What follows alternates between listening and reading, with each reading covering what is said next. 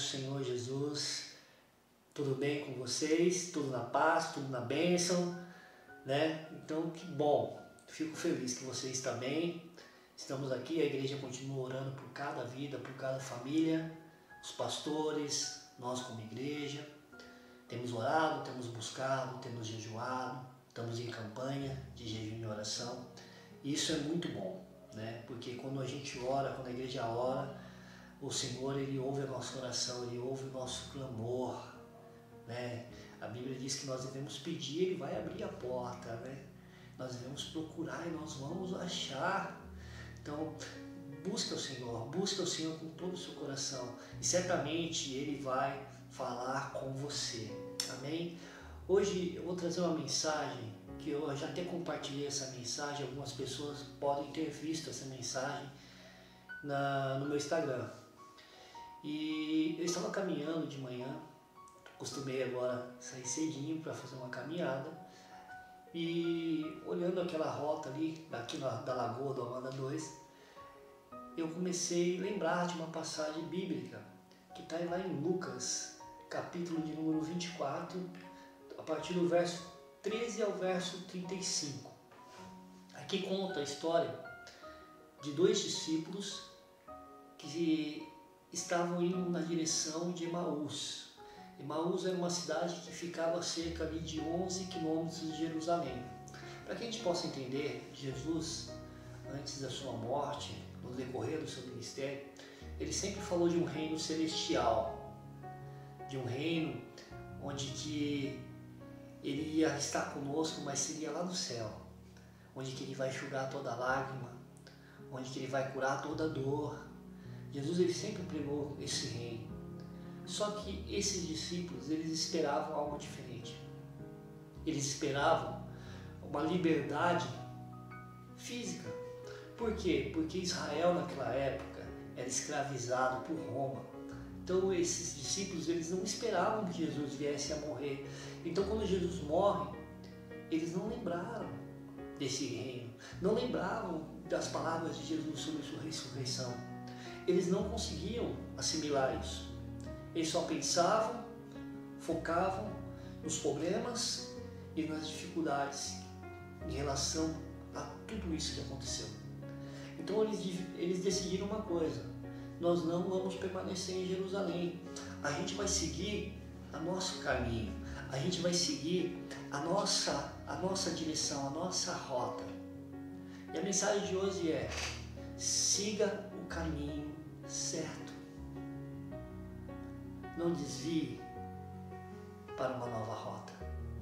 Então aqui a partir do verso 3 diz que esses dois discípulos ali, naquele mesmo dia, né, que Jesus ele tinha sido crucificado, eles já foram embora e eles resolveram ir para uma aldeia de Emaús, que ficava a 11 km de Jerusalém. E no verso 14 diz assim: eles comentavam entre si o que acontecera, né?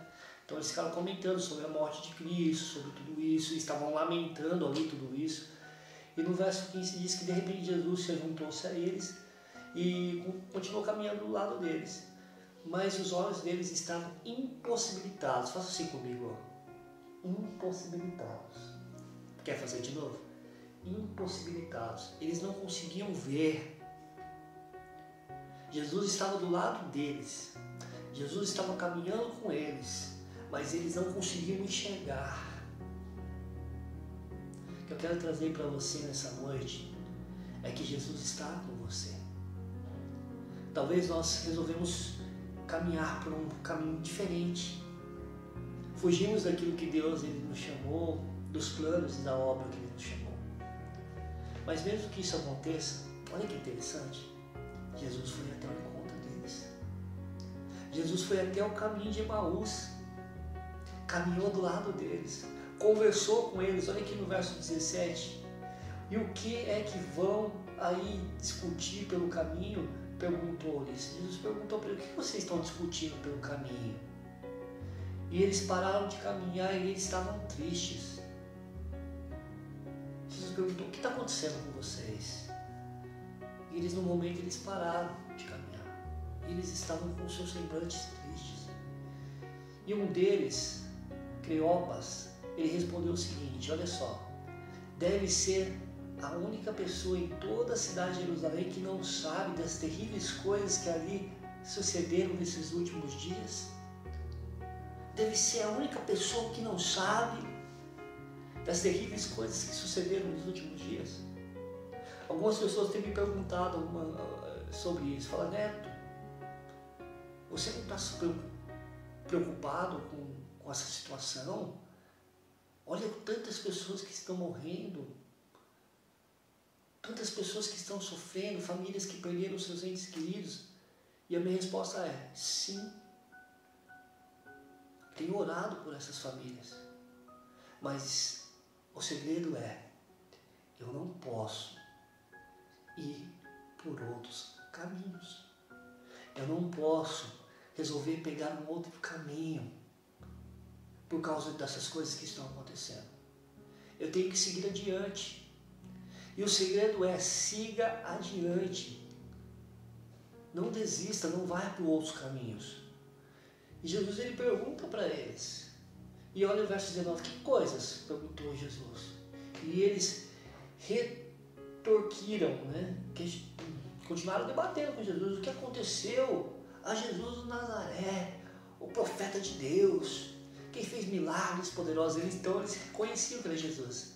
Jesus que veio de Nazaré, era um profeta, olha o que eles falam, que fez milagres poderosos. Eles estavam vendo ali o poder. Era um grande ensinador e altamente considerado tanto por Deus como pelos homens. Era um homem de Deus, era um homem que ensinava a palavra, era um homem que curava as pessoas, era um profeta, trazia palavras que trazem vida eterna. Olha só o verso 20, ó. Mas os principais sacerdotes e líderes prenderam e entregaram no governador romano para ser condenado à morte e crucificado. Você não está entendendo? O mestre, ele não está mais aqui. Ele que nos mostrava o caminho. Ele foi crucificado, ele morreu. E nós estamos sozinhos. Então a gente resolveu ir para Emaús, pegar essa estrada. E resolvemos seguir o nosso caminho. Você não está entendendo? A pergunta que eu faço para você é, qual caminho você está seguindo? Qual caminho você está seguindo diante de tudo isso? É o que as pessoas estão falando? Ou o que a palavra fala? A palavra de Deus, ela é verdadeira. A palavra de Deus diz, não temas, porque eu estou contigo. Não te assombres, querido. Porque Deus está contigo, Ele é teu Deus. A palavra de Deus diz que 1000 cairão à tua direita e 10.000 à tua esquerda e você não vai ser atingido.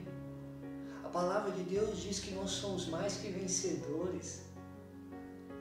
Então, diante de tudo isso, o que te assombra? Por que você está preocupado? E eles estavam preocupados. Vamos aqui para o verso 21, diz assim, nós pensávamos que ele era Cristo, que vinha para resgatar Israel. Aquilo que eu falei no início, nós pensávamos que ele era Cristo, que ele ia vir para resgatar Israel. Além disso, o que aconteceu há 3 dias, umas mulheres do nosso grupo, dos seus discípulos, foram de manhã cedo no túmulo onde ele foi colocado, olha só. Então eles não acreditaram.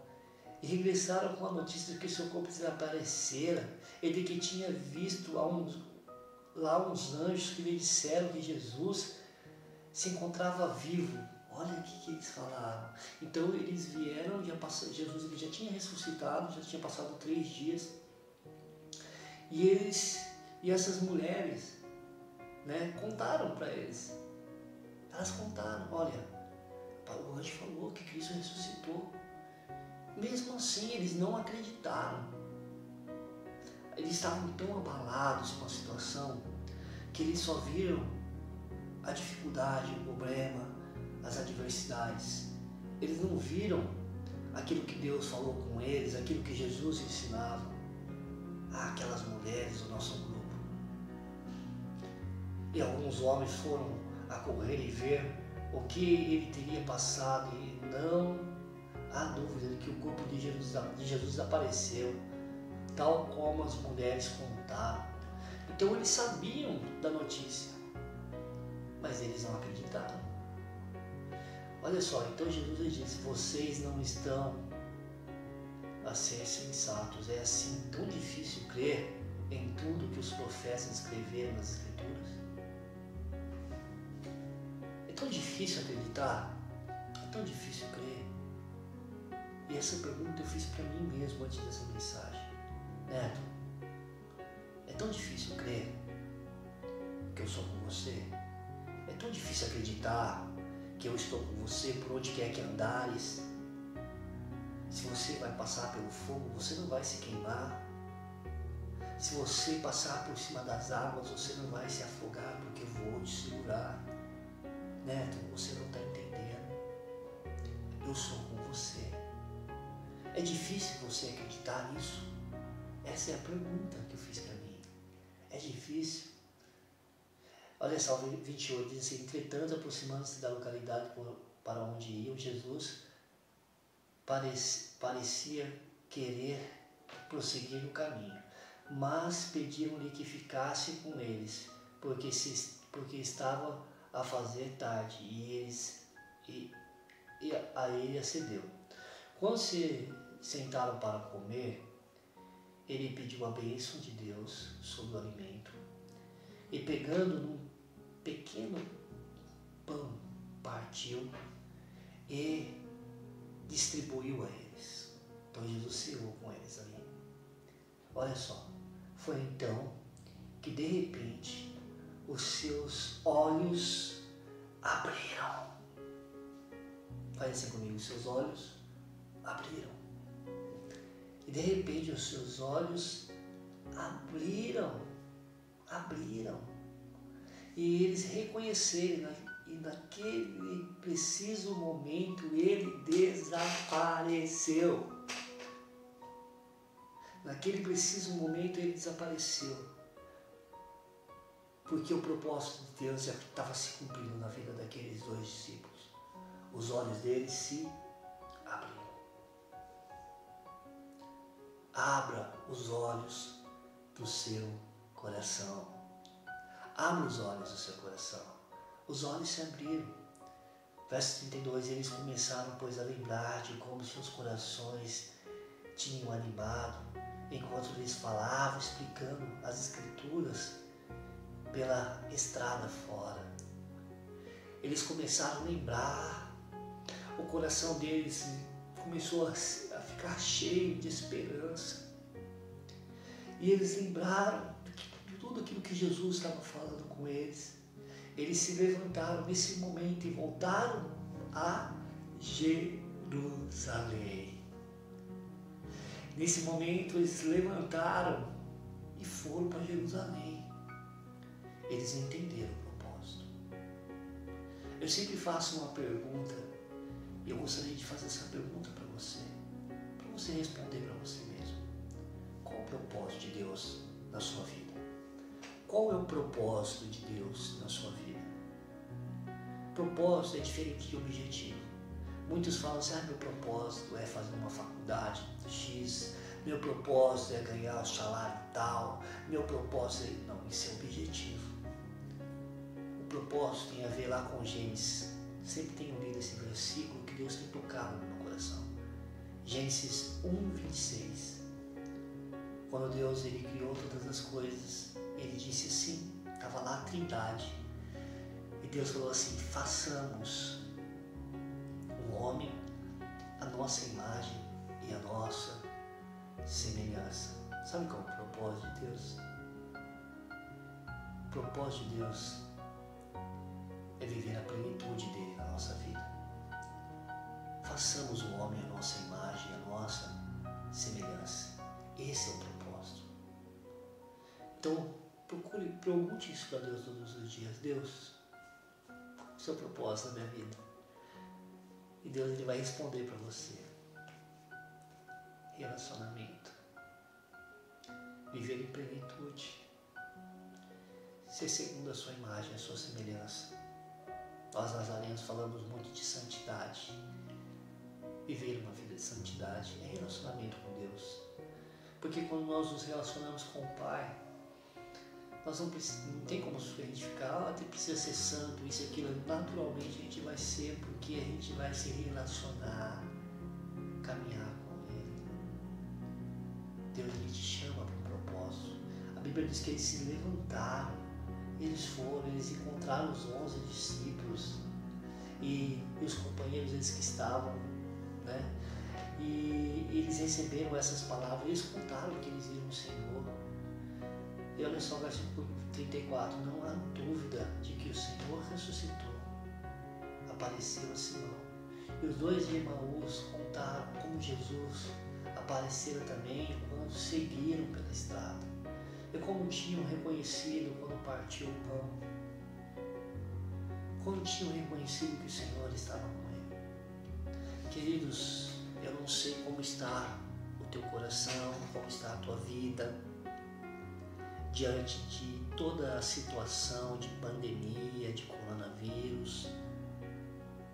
Mas eu quero dizer para você que Jesus, Ele está caminhando do seu lado.